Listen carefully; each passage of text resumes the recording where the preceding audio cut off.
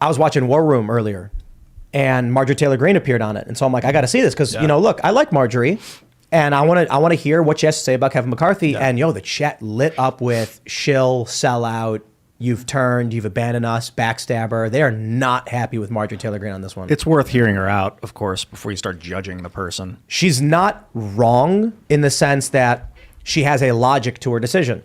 Kevin McCarthy is the leadership. He's made concessions on certain things. He said there will be investigations, and she's probably been guaranteed committee positions where she, who I trust, would actually do something, will do something. But I'm just going to come out and say it like, Marjorie's a Republican. She's a Trump Republican, but she's still going to be there for the party. Don't look at me. Like, I was barely there. I wasn't there at all in 2016. I was barely there in 2020.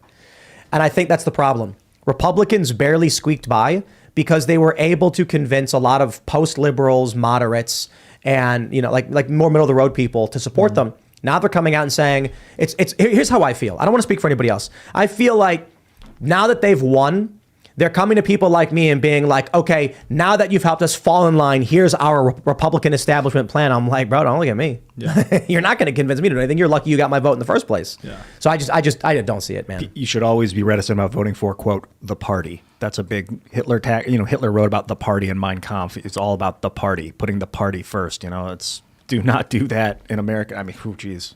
Vote for people. Here's what we need. We need an Elon Musk in Congress. And I don't mean Elon Musk literally. I mean someone who's willing to stake $40 billion to do something kind of off the wall, kind of nuts. I'd like to see Matt Gaetz stand up and nominate Donald Trump. He should get up there. He should be like, I am nominating Donald Trump for Speaker of the House.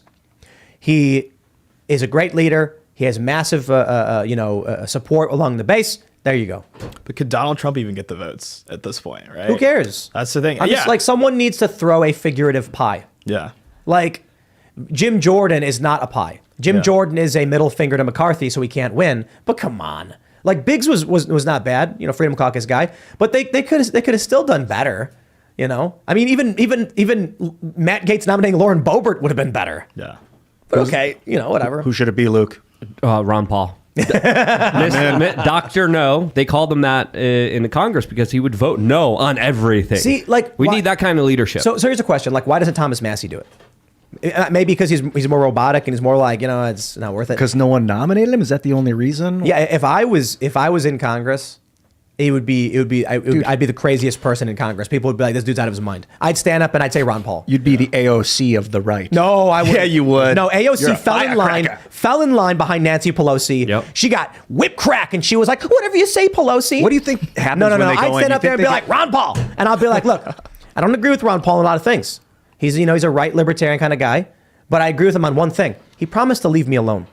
If the government has a guy in there who's like, here's my policy positions, I'll go, okay, I don't like all of those. But I also promise first and foremost to leave you alone. I'll be like, okay, I'm gonna vote for you. Yeah. So if I was me, I'd throw a figurative pie. I'd be like, can we nominate Thomas Massey? There's 45,000 people listening right now. You guys want to nominate Massey? Let's do it.